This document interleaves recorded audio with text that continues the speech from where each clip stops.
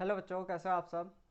आज solid state में next lecture की बात करेंगे। इस लेक्चर में हम बात करेंगे क्रिस्टल डिफेक्ट के बारे में, क्रिस्टलों में दोष या अपूर्णताओं के बारे में। तो क्रिस्टल में दोष कितने तरह के होते हैं, उनके क्या क्या प्रकार हैं, किसके कारण होते हैं और किन में पाए जाते हैं।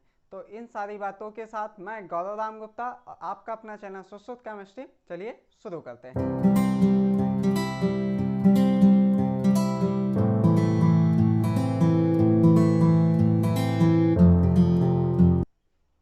चलिए अब बात करते हैं डिफेक्ट इन क्रिस्टल। हमने यहाँ पे चार्ट बना दिया है कि क्रिस्टल में डिफेक्ट कौन कौन से हो सकते हैं। तो पहले हम बात कर लेते हैं कि जो आइडियल क्रिस्टल होता है वो किसे कहते हैं। तो आइडियल क्रिस्टल जो हमारा होता है वो 0 केल्विन या क्रिटिकल परम ताप पे ही 0 केल्विन पे पाया जाता है। अगर उससे ज़्यादा हम टेम्परेचर को बढ़ा देते हैं तो टेम्परेचर बढ़ाने पे क्या होते हैं, जो उनके मालिक्यूल्स हैं, लैटिस में मालिक्यूल्स हैं, उनमें विचलन चालू हो जाता है। तो जब विचलन चालू हो जाता है तो उनमें अपूर्णताएं या दोष उत्पन्न हो जाते हैं। वो अपने जो उनका रेगुलर अरेंजमेंट है 0 केल्विन पे, जिनको हम आइडियल क्रिस्टल कहते हैं, उनसे क्या होता है, उनका अरेंजमेंट डिस्ट्रॉय हो जाता है। मतलब वो अपने पथ से भ्रमित हो जाते हैं, विचलित हो जाते हैं, जिनको डेरिवेट्स भी कह सकते हैं। तो विचलित हो जाते हैं। तो क्रिस्टल में दोष दो तरह के हो सकते हैं। एक बिंदु दोष कि किसी एक पॉइंट पे हो। बिंदु दोष तब होता है जब कोई एटम अपना स्थान छोड़ दे या बाहर से कोई एटम आ जाए या उसमें हम कोई चीज, कोई अपद्रव्य मिला दें, तो उस तरह के दोष को हम बिंदु दोष कहते हैं। दूसरा है इलेक्ट्रॉन दोष। किसी क्रिस्टल में क्या हो कि इलेक्ट्रॉन अपने स्थान को छोड़ के चला जाए या इलेक्ट्रॉन के लैटिस में परिवर्तन आ जाए, तो उसको हम कहते हैं इलेक्ट्रॉन डिफेक्ट्स और होल डिफेक्ट। तो इलेक्ट्रॉन डिफेक्ट्स जो होता है वो, जैसे आप सिलिकॉन है तो सिलिकॉन क्या करेगा, 0 डिग्री केल्विन पे, 0 केल्विन पे पूर्ण क्रिस्टल होता है। लेकिन जैसे जैसे हम उसको हीट करते हैं, जैसे जैसे वो बढ़ता जाता है, तो 0 केल्विन पे वो कंडक्टर की तरह कर, 0 केल्विन पे, ठीक, कब 0 केल्विन पे। लेकिन अगर हम इसको हीट दें, टेम्परेचर इसका बढ़ाएं, तो कुछ हीट आने पे, मतलब नॉर्मल जो हमारा 25 डिग्री सेल्सियस पे पहुंचने पर, या उससे क्या करता है, सेमी कंडक्टर की तरह कार्य करता है। अर्धचालक की भांति कौन कार्य करता है, सिलिकॉन। क्यों? क्योंकि इसमें इलेक्ट्रॉनों में विचलन हो जाता है। तो इसको कहेंगे इलेक्ट्रॉन डिफेक्ट्स और होल डिफेक्ट। एक डिफेक्ट और होता है जिसको हम कहते हैं लीनियर डिफेक्ट। डिफेक्ट का ही तीसरा रूप है लीनियर डिफेक्ट।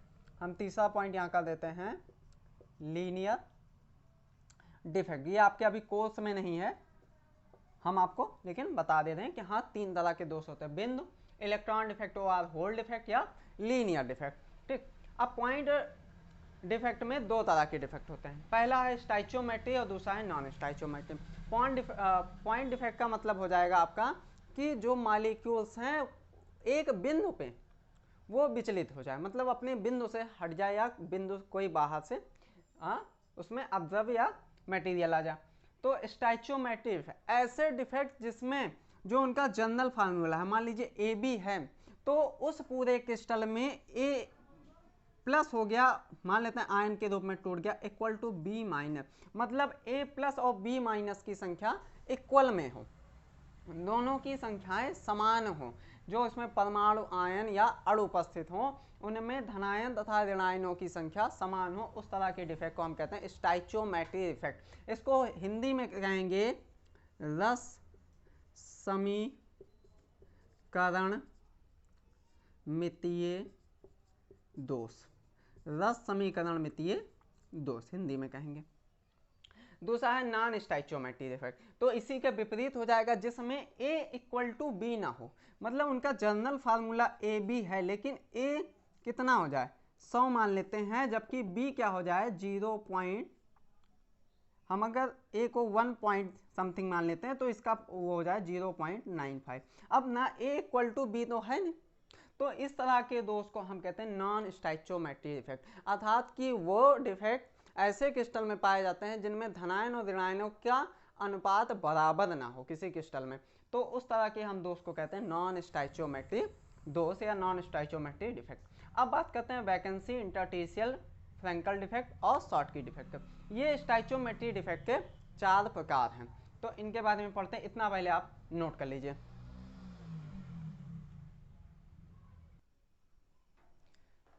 अब बात कर लेते हैं वैकेंसी डिफेक्ट को।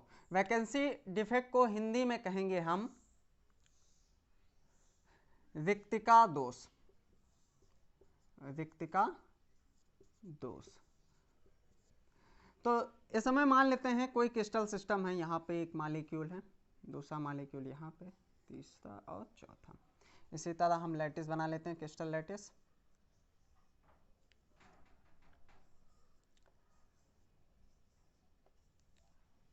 ठीक, एक लाइन और फॉर्मेशन कर देते हैं, आपको दिख रहा है। अब इनमें हम क्या कर दें, इस तरह आपका क्रिस्टल लैटिस हो जाता है।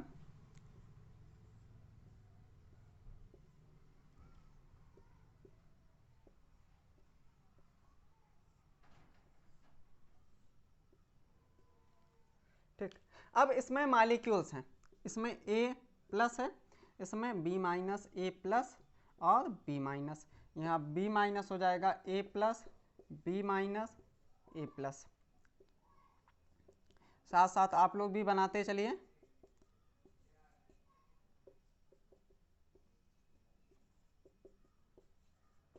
ठीक, ये हो गया। अब इनमें क्या होता है कि जब इनको हम हीट देते हैं, हीट देने पे इनमें क्या होता है, कंपन होता है, वाइब्रेशन होता है। वाइब्रेशन होता है तो A प्लस धनायन यहाँ से निकल के चले जाते हैं, और इसमें जब हम अशुद्धि मिलाते हैं, अशुद्धि का मतलब इम्प्योर मटेरियल मिलाते हैं, तो इम्प्योर मटेरियल में क्या होता है कि उसी के अनुरूप जितने ही वैलेंसी का आपका इम्प्योर मटेरियल होगा उतने ही आयन निकल जाएंगे। अब मान लेते हैं A यहाँ पे Na है, A प्लस को हम Na प्लस कह दें और B माइनस को हम Cl माइनस कर दें, तो मान लेते हैं ये NaCl का एक कंपाउंड है। जब NaCl का एक कंपाउंड है तो इसमें हम इसको हीट की, हीट करने पे हम क्या कर दिए, SrCl2 मिला देंगे। इसमें क्या मिला देंगे, SrCl2। तो Sr की वैलेंसी कितनी होती है, +2। अब Na इसी के अनुरूप 2 Na यहाँ से मान लेते हैं, 2 Na इस क्रिस्टल में से निकल के बाहर चले गए। अब यहाँ पे एक Sr+2 आ जाएगा, एक Sr+2 आ जाएगा। अब देखिए इसमें धनायन और ऋणायनों की संख्या किस प्रकार व्यवस्थित है कि Sr+2 2 Na+ की वैलेंसी को क्या कर रहा, ऑक्युपाई कर रहा। एक जगह पे क्या हो गया, यहाँ पे रिक्तिका उत्पन्न हो गए या वैकेंसी उत्पन्न हो गई। तो इस प्रकार के डिफेक्ट को वैकेंसी डिफेक्ट कहते हैं। ये कब होता है, जब NaCl में हम SrCl2 की अशुद्धि मिला देते हैं, तो 2 NaCl बाहर निकल जाते हैं और उसके जगह पे 2 NaCl की जगह पे एक Sr+2 एटम आ जाता है, जिससे यहाँ पे वैकेंट हो जाता है, जिसको हम कहते हैं वैकेंसी डिफेक्ट। इसे नोट कर लीजिए। फिर सेकंड पे बात करते हैं इंटरस्टिशियल डिफेक्ट के बारे में।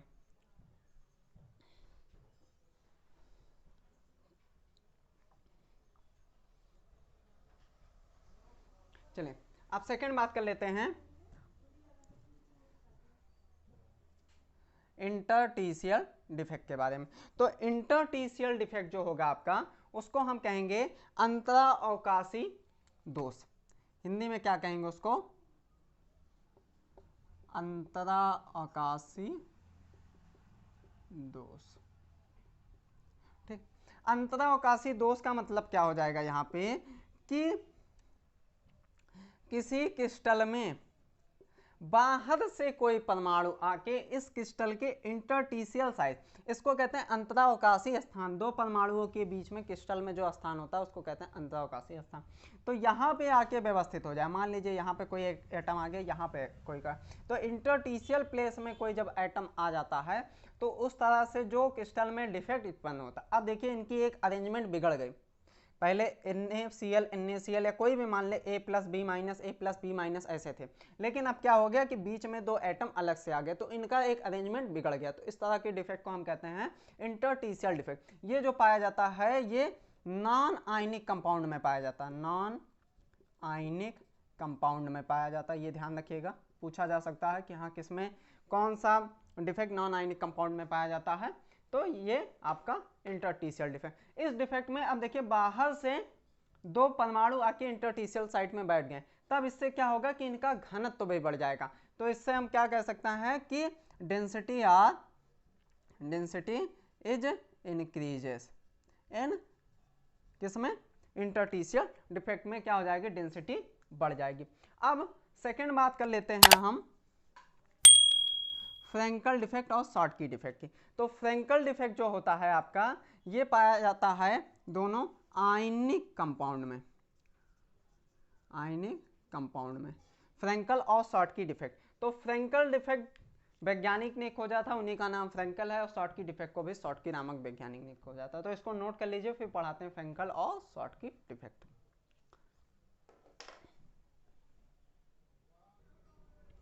चलिए अब बात कर लेते हैं फ्रैंकल और शॉर्टकी डिफेक्ट की। हाँ, तो फ्रैंकल और शॉर्टकी डिफेक्ट हमने ये जान लिया अनआयनिक कंपाउंड में पाए जाते हैं, और सॉरी आयनिक कंपाउंड में। फ्रैंकल डिफेक्ट वो होता है जिसमें कोई धनायन अपना स्थान छोड़ के इंटरटीशियल प्लेस में चला जाए। हाँ, अपना स्थान छोड़ के इंटरटीशियल प्लेस में चला जाए, तो इस तरह के डिफेक्ट को कहते हैं फ्रैंकल डिफेक्ट। फ्रैंकल डिफेक्ट को खोजा था रूसी वैज्ञानिक, रूसी साइंटिस्ट थे फ्रैंकल। हाँ, फ्रैंकल ने खोजा था 1926 में इस तरह के डिफेक्ट को, जैसे AgCl, हाँ AgBr, इस तरह के कंपाउंड में ये क्या पाया जाता है, फ्रैंकल डिफेक्ट पाया जाता है। हाँ, कि उसमें कोई अपना धनायन अपना स्थान छोड़ के चला जाता। अब धनायन ही क्यों जाता, क्योंकि धनायन का आकार ऋणायन की तुलना में छोटा होता है, तो इसलिए वो आराम से इंटरटीशियल प्लेस में जा सकता है, जबकि ऋणायन का आकार इसमें बड़ा होगा जो कि इंटरटीशियल प्लेस में नहीं जा पाएगा, मूव ही नहीं कर पाए। अब छोटा बच्चा है, कहीं भी किसी भी कहीं भी जा सकता है, हाँ भीड़ में भी नीचे नीचे अपने आप चला जाएगा।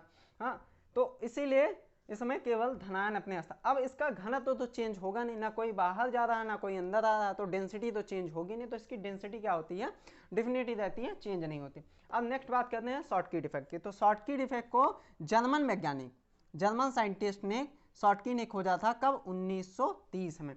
1930 में। अब इसमें क्या होता है कि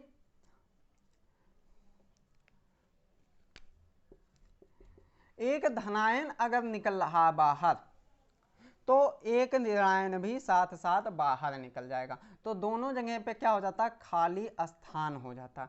तो इस तरह के डिफेक्ट को कहते हैं हम शॉर्टकी डिफेक्ट। अब दोनों जैसे धनायन निकल गया, अब है स्टाइचोमेट्रिक डिफेक्ट। तो स्टाइचोमेट्रिक डिफेक्ट में हमने ये जाना है कि ऋणायन और धनायन की संख्या समान होती है, तो अगर एक धनायन निकल रहा है तो ऋणायन भी उसको बैलेंस करने के लिए क्या होगा, बाहर निकल जाएगा। तो इस तरह के हम डिफेक्ट को क्या कहेंगे,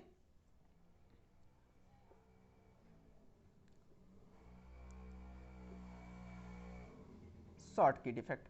ठीक, अब शॉर्टकी डिफेक्ट AgBr इन सब में पाया जाता है। जैसे अगर हम कमरे के ताप पे NaCl को रखें, हाँ, तो इसमें कहते हैं कि 10 की घात 26 सेंटीमीटर क्यूब, 10 की घात 6 होगा, 6 सेंटीमीटर क्यूब क्या पाया जाता है, इसमें बिंदु दोष पाए जाते हैं। मतलब हम नमक का टुकड़ा ले लें तो उसमें 1 सेंटीमीटर क्यूब में 10 की घात 6, हाँ 10 लाख की 10 करोड़, आप गिन लो, उतने ही क्या होंगे, इसमें डिफेक्ट होंगे। तो इतने डिफेक्ट को हम क्या कहेंगे, बिंदु दोष, इतने NaCl में पाए जाते हैं। अगर हम इसमें आगे बात करें नॉन स्टाइचोमेट्रिक डिफेक्ट की, तो इतना पहले नोट कर लीजिए, फिर उसके बाद नॉन स्टाइचोमेट्रिक डिफेक्ट की ओर चलते हैं।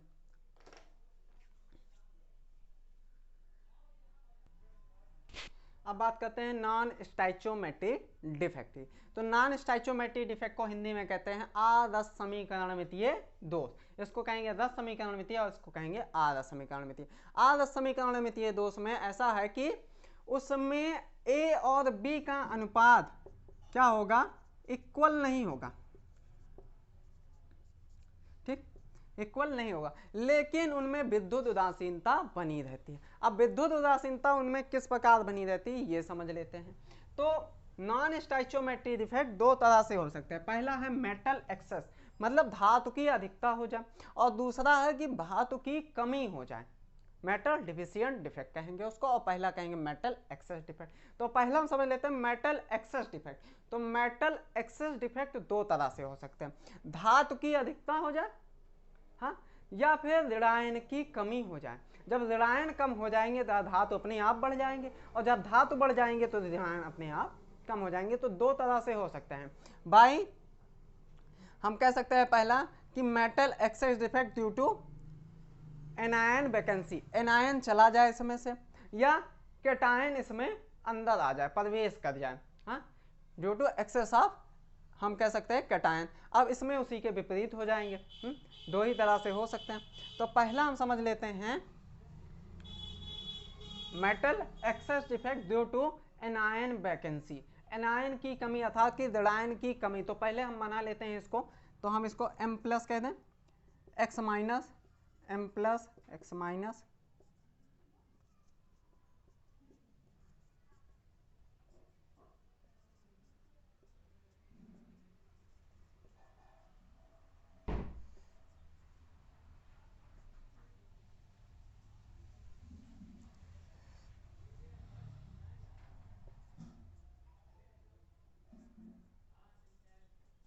ठीक। तो ये आपका हो गया एक क्रिस्टल सिस्टम।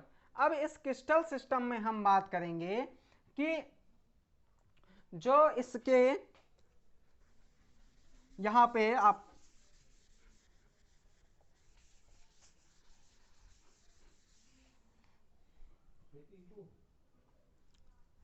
अब देखिए, अब मान लेते हैं ये कोई क्रिस्टल है। अब क्रिस्टल में से एक ऋणायन यहां से बाहर चला जाए। अब जब ऋणायन यहां से एक बाहर चला जाएगा तो मेटल अपने आप बढ़ जाएंगे, हाँ,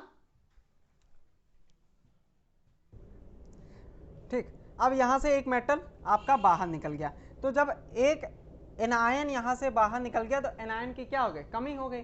अब ये किस तरह होता है, जैसे NaCl के ऊपर हम क्या करें, Na की वाष्प को प्रभावित कर, NaCl क्रिस्टल के ऊपर Na के वाष्प को प्रभावित कर, जब ये इसके ऊपर से गुजरेगा तो ये Cl के साथ कंपाउंड बनाने का फॉर्मेशन करे, और जब हम इसको गर्म करेंगे तो ये एक्साइटेड होकर इस Cl के साथ चला जाएगा, लेकिन अपना इलेक्ट्रॉन यहीं छोड़ जाता है। जब ये अपना इलेक्ट्रॉन यहाँ छोड़ जाएगा तो ये विद्युत उदासीन ही रहेंगे, मतलब इनकी उदासीनता पे इनका जो आवेश है, स्थिर अनुपात का नियम है, लॉ ऑफ कंजर्वेशन का, वो आपका इसमें बना रहेगा, हाँ। तो इस तरह के डिफेक्ट को कहते हैं हम metal excess defect due to anion vacancy. दूसरा है metal excess defect due to cation vacancies, sorry, cation excess हो जाए, कैटायन की अधिकता हो जाए, तो उसको पढ़ लेते हैं। ये तो आपको समझ में आ गया। अब इस इलेक्ट्रॉन को यहाँ पे एफ सेंटर भी कहते हैं, एफ सेंटर। तो एफ सेंटर का मतलब क्या होता है, इलेक्ट्रॉन किसके लिए कारक होते हैं, एनर्जी के लिए और इलेक्ट्रिसिटी के लिए, और जब इलेक्ट्रिसिटी होंगे तो कलर भी देंगे, हाँ, कलर भी देंगे। तो यहाँ पे इलेक्ट्रॉन किसके लिए, एनर्जी के लिए और कलर के लिए कारक होता है, फैक्टर है।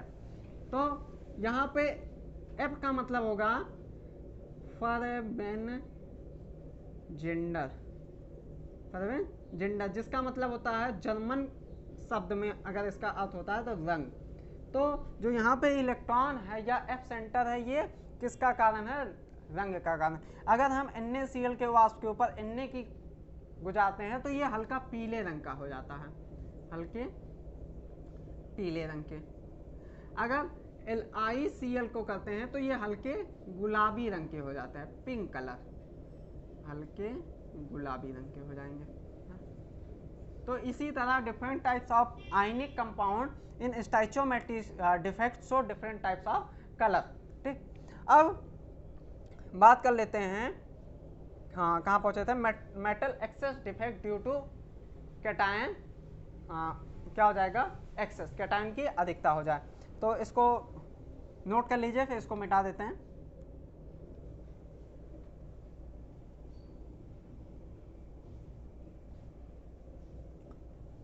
चलिए नोट कर लिए।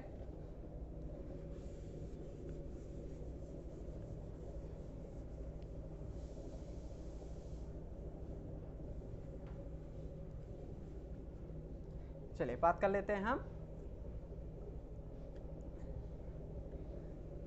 Cationic access. तो कैटायनिक एक्सेस किस तरह हो कि यहाँ पे कोई मेटल आ जाए, अंदर से मेटल आ जाए, तो जब मेटल आ जाएगा तो साथ ही साथ इलेक्ट्रॉन आएगा कोई। अब इलेक्ट्रॉन आएगा तभी इसकी विद्युत उदासीनता बनी रहेगी, विद्युत उदासीनता बनी रहेगी। अब जब विद्युत उदासीनता बनी रहेगी किसमें होता है, जैसे जिंक ऑक्साइड को हम गर्म करेंगे तो Zn+2 और प्लस O2 माइनस, यही होता है।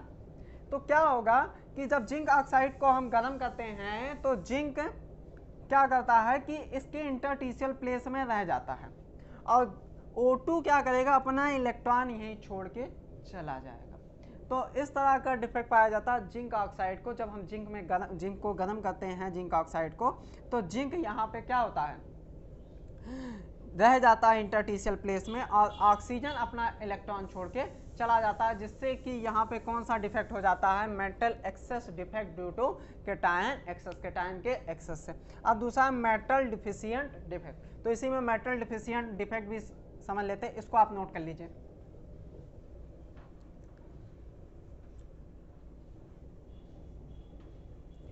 चलिए अब यहाँ पे इसको बैलेंस कर लीजिएगा आप लोग। अब बात कर लेते हैं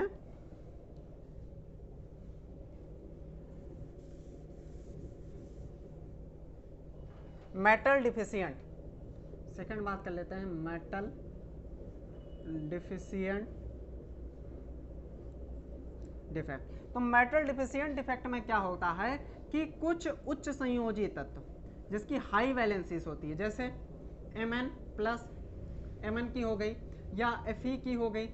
अब Fe+2 भी दिखाता है, +3 भी दिखाता है। Mn है 1 से लेके 7 तक सारी वैलेंसीज दिखाता है। तो इसमें क्या होगा कि कोई M क्या कर लेगा, M+2 के फॉर्म में हो जाएगा।